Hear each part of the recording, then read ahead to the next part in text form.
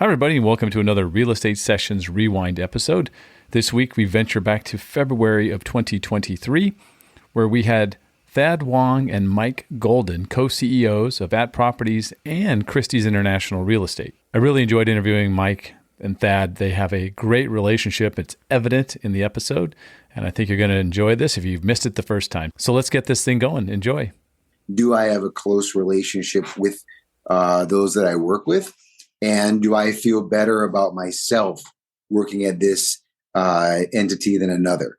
And so when you talk about culture and relationships, love, that piece of it, that to a lot of people is more important than anything else, because not everybody can rely on getting that at home. So if you can get it at the office and you can build strong relationships and you can have that component filled while you're also being inspired and coached to be the best you can be on the field, it's really the best of all worlds. You're listening to the Real Estate Sessions podcast, and I'm your host, Bill Risser, Executive Vice President, Strategic Partnerships with Rate My Agent. Rate My Agent is not just for collecting reviews. It's a suite of powerful tools and features designed to help improve your online reputation and visibility while making it easier for new prospects to find you and reach out. For more information, head on over to ratemyagent.com. Listen in as I interview industry leaders and get their stories and journeys to the world of real estate. Hey everybody, welcome to episode 344 of the Real Estate Sessions podcast. As always, thank you so much for tuning in. Thank you so much for telling a friend. Today, we have a couple of guests on the podcast. We're going to be talking to the co-founders and co-CEOs of At Properties. I'm talking about Thad Wong and Mike Golden. They've been together over 25 years. They've guided their company through all sorts of different markets. And man, when it comes to technology, when it comes to solving that problem of how do you handle it from contract to close, these guys have it nailed. I can't wait to get started. Thad and Mike, welcome to the podcast. Thank you. Thanks for having us. Thank you, Bill. It's a pleasure being here. Yeah, it's really exciting to have you both on the show. Thad, I got a chance to say hi to you at, it was the T360 Summit this past spring. And you were kind enough to say yes. And so thank you so much for doing this. First things first, I like to find out where my guests come from, right? I think that I know obviously you're both in Chicago. You've been there a long time, but I don't think either of you are natives of Chicagoland. So Mike, I'll start with you. Where'd you grow up and what got you to Chicago? So I grew up just outside of Boston. So I'm East Coast by birth and lived there basically through high school and then college. I took a job and randomly ended up in the Chicagoland area when I got out of college and just kind of stayed. Thad, how about you? Something similar in there? I grew up in Minneapolis and with my mom, and my dad lived in Michigan. Yeah. So when I went off to college, it was nice. Chicago was close to both Minneapolis and Michigan, so I could be close to two different homes and be away from home at the same time. How did you get to Chicago, though? I mean, was it for school? Was it for work? What brought you down there? Really, a girl. Oh, so it was school, but school would never be that important. But it was this fantastic girlfriend I had at the time, and she was going, and so I, of course, went. And it was a good choice for that period of life. Ah, all right, that makes sense. There are about 10 realtors of the 340 I've interviewed that knew they were going to be a realtor at the age of 15. They just knew that was their life's journey. I'm going to assume that wasn't the case for both of you and that you did something else before real estate. So Thad, I'll go back to you on this one first. What was before real estate? Well, I don't know if it was before real estate because I worked at the trading floor at the Mercantile Exchange during the day and I finished my college degree at night. So I was in night school to get educated. And real estate was really my first job out of college. But I did a lot of things before that, for sure. Yeah. Mike, how about you? My path was definitely a little different. When I got out of college, I took a job with a consulting firm. And that's kind of how I came to Chicago. Originally, I was working in an office in Connecticut and then transferred out to the Chicagoland area. And I ended up kind of staying. So, I got into real estate part-time to kind of make some extra money when I thought I was going to go back to business school.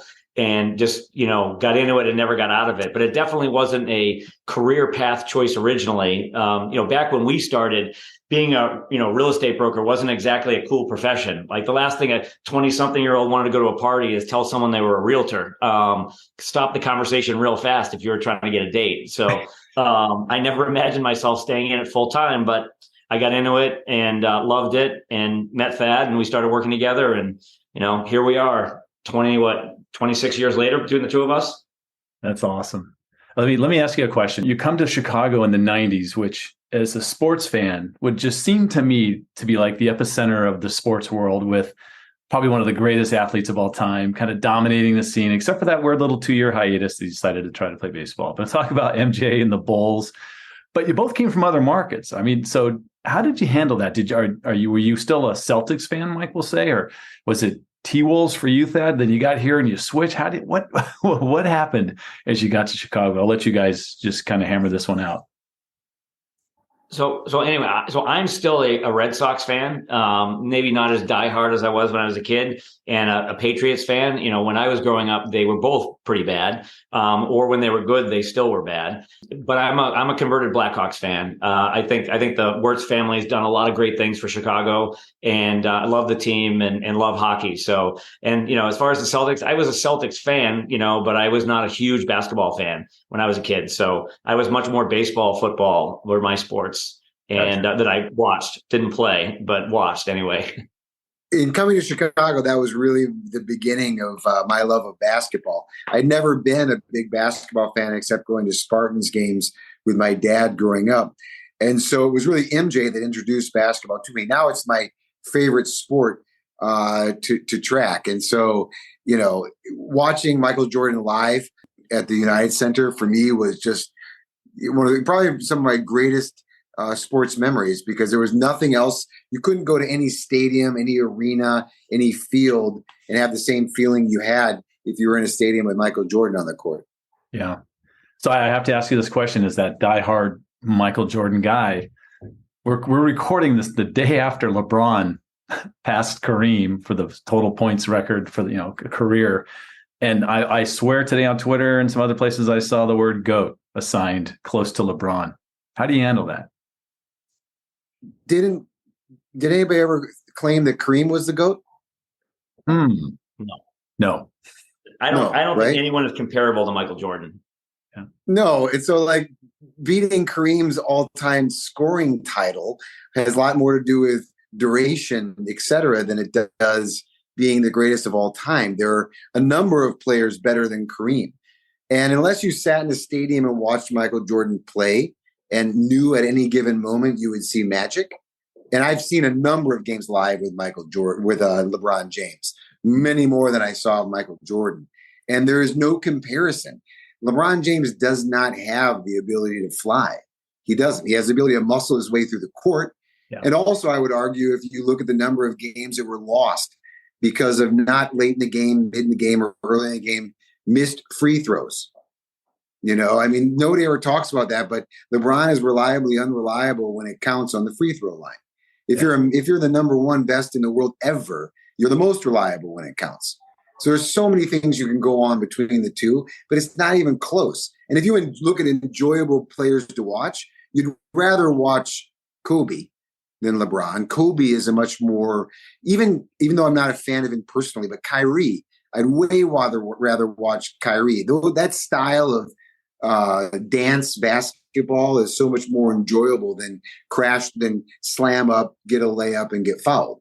Well, I'm glad I asked that question. That was a great answer. And Mike, look, as a kid who grew up in San Diego and never won a championship in anything, I know the Boston area went through some really dark days. 1908, whatever it was for the last World Series. But to have the run you had from 2000 to call it 2020 was unbelievable, and no one's going to feel bad for all those years that you guys didn't win. Would you agree with that? I would agree that no one's feeling bad for us anytime right now. Our teams are not what they were, but yes, we had an incredible run. I didn't live there to experience it, but experienced it from afar. But it was fun. It was fun, and yes, no one should feel bad for us. Okay. San Diego, they can feel bad for San Diego. Yeah, except then they just and the Celtics now, if you're a basketball fan, you got to love watching the Celtics. Yeah, they're a now. great team. They're one of my favorite teams to watch. Marcus Smart might be he's one of my top 5 players. Yeah. And with Kyrie leaving and going to Dallas, that's one less team to worry about, to be honest. I mean, we'll see how that goes. All right. Well, I could make this whole podcast about sports. We could just sit here all day. And it sounds like you guys Let's do it. We could. But I got to get to the other stuff. So I already get yelled at. What other stuff? The important stuff, some of the important stuff. But for the first, I want to ask you this. You guys have been together a long time. And obviously how tight you are and the relationship and the camaraderie is really fun for me to see for the first time. I'm meeting you both at the same time.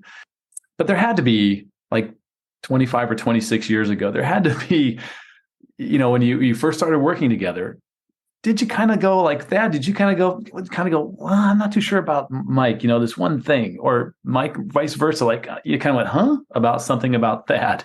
I'd love to hear, you both share that right here. Because I'm assuming you've never heard this on a podcast interview before. I got a good answer for this one. Mine's all right, go clear. ahead, Thad. Do you have a clear one, Golden? There was only one time I questioned Michael Golden's judgment. One time and one time only. And that had to do with a choice of girlfriend. And that was the only time I ever questioned his judgment. And I voiced it to him and made it super clear. And he was 100% accurate. And we won't go any deeper than that. Mike, this is your chance to reply. You know what? The only issue I ever had with Thad was when he wore the pinky ring. You remember? Yeah, it's a very English tradition. It's very classic. You being from the East Coast, I thought you would really you would enjoy that sense of style. Yeah, it was a pinky signal. At the moment in time, it wasn't it was like that. I remember, but at the moment in time, it was not the right time. Right now, you could get away with it. If you were in Nantucket along the seaside at a golf club, it would have been the perfect apparel. 100%. But we were in Chicago. All right. This is great. Let's get to At Properties, because this is really it's an amazing thing you've created and kind of cultivated and grown over the last 2.5 decades. So let's start with how did that come about? What made you decide we're going to do this? We're going to create a brokerage. And then for probably the 1 millionth time, can you explain the At Properties name? Yeah, why don't you do the name? Okay. So the name, we've said this 1,000 times because people ask it. It was really unique. But in all truth, when we started, all of the other brokerages were the names of brokers: Caldwell Banker, Baird and Warner. They all incorporated someone's name. And the one thing we knew is we wanted to build something bigger than ourselves. And the other thing we knew is that the name Golden and Wong would be a terrible logo. So we decided to go with something different. Cool. And how about launching that brokerage, Mike? You mean why? Yeah. Why? It was a lot of happenstance, really. Thad and I were working together. We were the equivalent of a team before teams was even a word in our business. And when we didn't call ourselves a team, we just were, we were just business partners. And we did what we tell all of our agents not to do. We just kind of jumped in. We're 50-50 pretty much from the get-go and never kind of looked back. We had a client who was a developer. We did a lot of development represent work. So we marketed larger, loft, adaptive reuse projects, high rises eventually. And we had a client who didn't like the guy that we worked for and basically came to us and offered his business to us if we left, but said that if we didn't leave, he was going to go somewhere else. So, and I think it was much more about the fact that he didn't like the guy we worked for than versus how much he liked us. But it was an opportunity, and we didn't really know any better, so we just said, "We'll try doing it on our own." And it worked out pretty well. But there have been bumps in the road over the years, but we've always been able to figure it out. Let's talk about a couple of things as I was doing some research to kind of figure out what I wanted to find out about you and the company. But the words relationships, culture, that sort of thing popped up over and over and over. And Thad, I think this question may be directed your way from the research I did. Why is that so important? Well, our industry is, we're not selling a product, and, we don't have employees. We have independent contractors. Mm-hmm. And the independent contractors have a fundamental piece where they say, am I paying the right price for the value that you're providing? So you have that equation. The other side of the equation is, do I have a close relationship with those that I work with? And do I feel better about myself working at this entity than another? And so when you talk about culture and relationships, love, that piece of it, that to a lot of people is more important than anything else, because not everybody can rely on getting that at home. So if you can get it at the office and you can build strong relationships and you can have that component filled while you're also being inspired and coached to be the best you can be on the field, it's really the best of all worlds if you can get that done. Yeah, I think I attribute a lot of our culture to, explain on how we withstood the pressure Compass had for a few years, the amount of money they were throwing at people to get them to join. Even our leadership team, we have the most sought after leadership team, I'd say, in the country. And nobody of substance left for Compass, no one. And part of that was, I think a big piece of that was the relationship, because Compass was more than willing to buy a date, right? They were more than willing to buy your spouse, your girlfriend, your boyfriend. It was like that movie with Paul Newman where he bought, Woody Harrelson's girlfriend. It was like that, Indecent Proposal. That's what Compass's book, when it comes out, or Harvard Business Review study class, could be Indecent Proposal. That's really what it was. And so it took a lot. You had to have it was Robert Redford. You have to have a lot of close relationships based on authenticity, history, care, consistency to withstand that amount of that indecent proposal. I think the word culture is used a lot, today. Do you think that it's just kind of a buzzword for a lot of people as opposed to what you just described? I think everyone uses it because it's so important, but I don't know that a lot of people live it, that they walk the walk. Culture truly has been the foundation of who we have been since we started. And part of it is because we worked in an environment that didn't have a great culture. And we recognized that if we're going to work at that time, 60, 70 hours a week, 7 days a week, we wanted at least a place to go that was positive for us and positive for the people around us. But, I think everyone uses the word culture because it's very in vogue. It's very important. But I think a lot of people don't really actually execute on it. Sorry, Thad. That makes sense. Yeah, when you have a real culture, you don't have to talk about it. Like, the companies that have robust cultures because they have great retention, they have fabulous growth.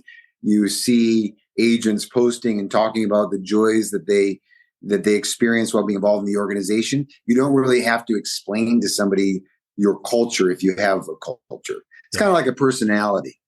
Yeah. Okay, that's good. A good analogy.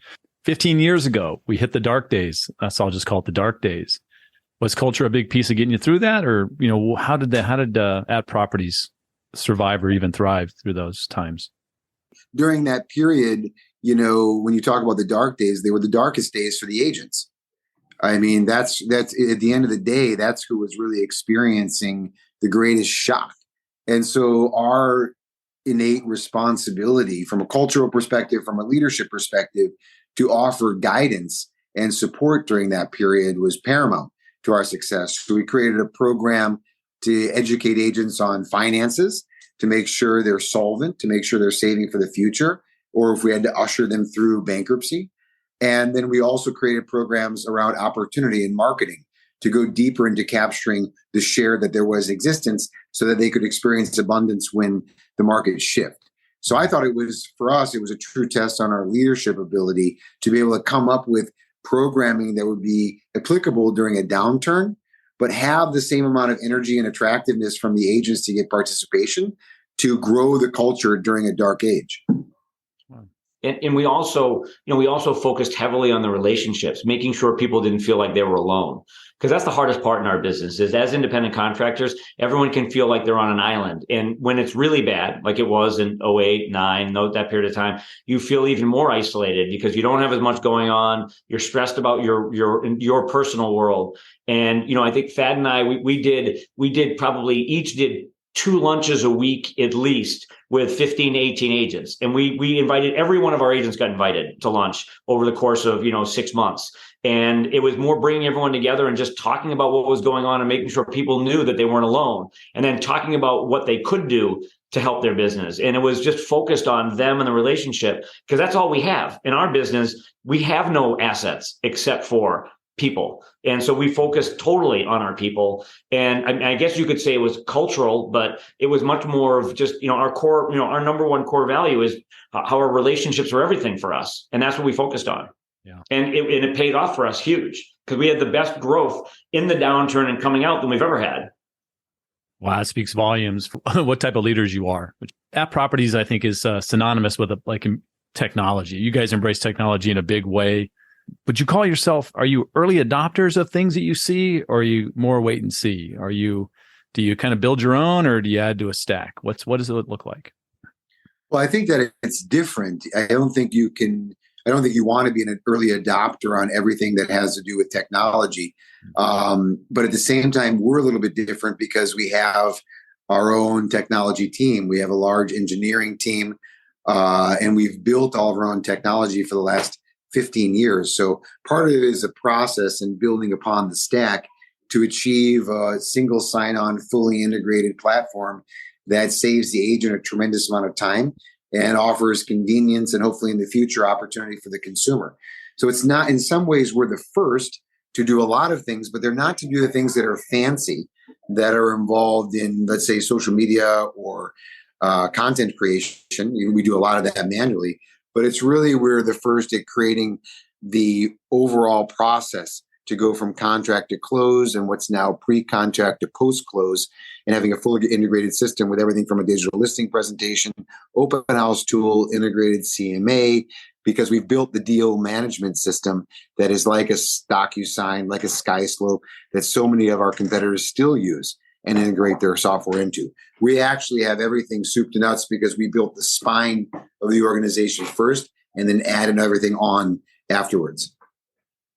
I mean, I would say you kind of, it's sort of like the tortoise and the hare, kind of, when technology sort of became in vogue in early 2000s, we didn't have the money to pour into it at the time. We also recognized that it was just, the return on investment wasn't there. It was too expensive. So we let other people go out there, spend a lot of money, burn a lot of money trying to figure it out. But then as we see the opportunity, as Thad said, we've developed this platform that's a complete end-to-end solution. It's what everyone else talks about, but we did it. And we've done it over the last, 13, 14 years. And for us, we'll continue to win the race because we're very careful about where we invest, but we also totally see the value of technology. Again, remember, Thad and I were practitioners. I mean, we were salespeople. Now, obviously, we've been out of that game for a while, but we really did fundamentally understand what the real estate agent was dealing with, what they needed, what they didn't need, what they struggled with, because we were them for many, many years. And, now we focus heavily on continuing to understand what their new needs are, and then just adapting our program around that. If I had a nickel for every time I heard somebody say, hey, we've got contract to close, we got it wired, but they don't. You talked about that spine. Is that platform, or can you explain to me, what you're doing there? Because I think this is, how that thing got started and how it's being deployed. A lot of people are talking about that. Yeah, platform, we've used it internally at App Properties for 15 years.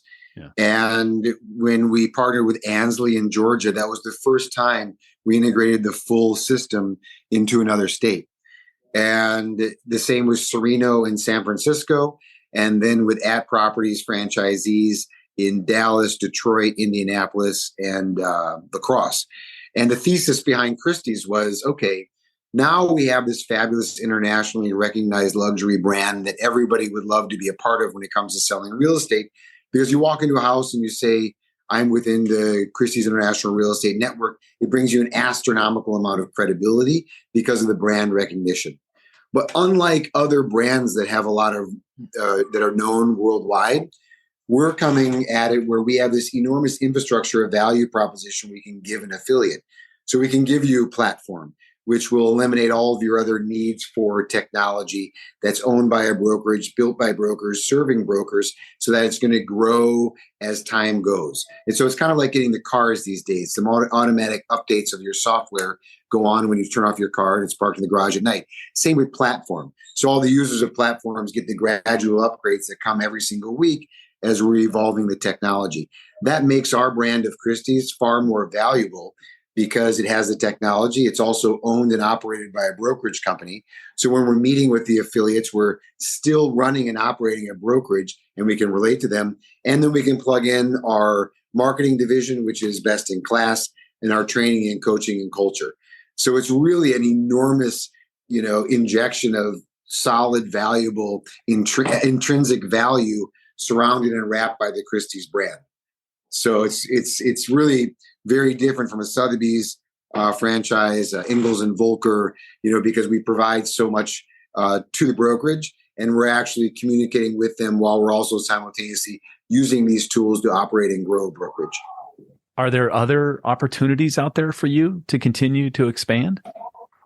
Yeah, we think there's tremendous opportunities. I mean, particularly in the Christie's International Real Estate Network, that's a heavy focus for us right now. That brand just resonates everywhere you go. And that coupled with our technology and our platform, we feel is, best in the business without a doubt. So we see this tremendous opportunity to grow that network both throughout the United States and throughout the world. And we're heavily focused on growing that. In terms of growing our company-owned base, that's a little bit more difficult because that's all about the people that you're partnered with. If you look at our partners in Atlanta, partners in California, I mean, we partnered with the people we felt were the best of the best. And we only invested in those companies and brought them in under our umbrella because we knew that they would be great partners for us to work with long term. We wouldn't be interested in just buying a company where the leadership just wanted to kind of exit stage left, because then you don't know what you got. And we all know that the relationships and the culture and stuff is all driven by the local leadership. Yeah. So for us, we'll always be, I think, seeking opportunities, but it's got to be the perfect right fit. It's not like you'll ever say, we want to own a brokerage in Kansas City and then go to Kansas City and find one. It's much more about finding the right fit and the right team to be able to work with to make it successful. One more question before we wrap it up with the final question, but I have to ask the two of you because you're so involved in what's going on in the tech side of things. What's the future of real estate tech look like? Well, I could answer that question accurately, for us, and Thad can probably answer this better than I can, but for us, we view the kind of, end-to-end one-stop shop solution for everyone, not just the agent. I mean, we originally built our technology around the agent running their business, and now we're integrating the consumer-facing piece in so that a consumer can basically run their transaction from beginning to end. So for us, we think that integrated one place to go to be able to do everything, to make it as easy as possible and as seamless as possible for the consumer and for the agent is ultimately the direction of technology, for us anyway. Yeah, at the end of the day, the partners that we have, the Christie's Network and the App Properties Network, they are the local independent leader, which we always feel, gets the best agents and that has that entrepreneurial spirit as opposed to having a corporation own all of the brokerages around the country. We feel like having independent owners and entrepreneurs owning the brokerage is far superior. So if you think about platform, and as we grow each affiliate, and as we adopt and integrate platform into their brokerage, in a very short period of time, we're going to be affiliated with tens of thousands of closings annually. We'll probably get to 100,000 closings in a pretty short period of time. Once you have platform, our system, integrated with those closings, the amount of value that you can bring, true value you can bring to the homeowner, whether it's through lowering the cost of home ownership, whether it's through the opportunities of travel, whatever it is, what the agent wants most of all post-closing is to give their customer additional benefits. And if we can make the agent more valuable post-closing than they were pre-closing, the likelihood of referral and repeat usage skyrockets. So having that communication and those tentacles in with the customers all filtered in through the agent, as long as we get buy-in from the agent and approval, the agent's going to give these benefits to their customer, which only makes our software more sticky. It only allows us to give greater benefit to the agent, which allows us to grow. So we feel that we have the best system by far, the best technology in America. And we don't need 1,500 engineers. We only need about 25. And we'll be able to gradually scale that. And if we selectively partner with the best independents in each major market, we'll have the best agents with the best technology, which is going to yield market dominance. Wow. This has been great. We kind of went past the time I asked of you. So let me ask you the final question we've asked every guest since day one. What one piece of advice would you give a new agent just getting started in the business today? Mine's the same as I always would say, which everything is relationship. And if you want to have as many relationships as possible, you need to be available 24 hours a day. If you're not available when someone calls you, trust me, you're replaceable, and it's less convenient to call you if you're not going to be there. Call, text, email. So 24/7 availability is probably your greatest value that's free that you can provide when you first get started. Yeah, and I 100% agree with that. I'd also say that, if I give someone advice, is nothing beats hard work, because I think, if Thad and I look back at some of the successes that we had versus other people, it was more that we just worked harder. As Thad said, we were always available, we were always working. And beyond that, it's like a new agent with us, we just tell them to please engage with our systems, engage with our training and coaching team, create a plan for yourself, and then keep yourself accountable and execute. I mean, there's nothing more valuable than hard work. And in our business, you can be successful if you put the time and the energy. And if you do everything the right way every time, and you are on top of it and you are consistent, you will be successful. Yeah. If someone wants to reach out to you, what's the best way for them to do that? Thad Wong at atproperties.com. Yeah. Yeah, same for me. Thad Wong at atproperties.com. Love it. So Mike Golden exactly. Email Mike Golden at atproperties.com. Yeah, we're always available. Gentlemen, this has been wonderful. It was a little bit different for me having both of you here, but it was fantastic. Thank you so much for your time. I really appreciate it. Continued success with your companies. Bill, thank you so much for having us. We really appreciate it. It's great meeting you. Thank you. Thank you for listening to the Real Estate Sessions. Please head over to ratethispodcast.com/RE Sessions to leave a review or a rating, and subscribe to the Real Estate Sessions podcast at your favorite podcast listening app.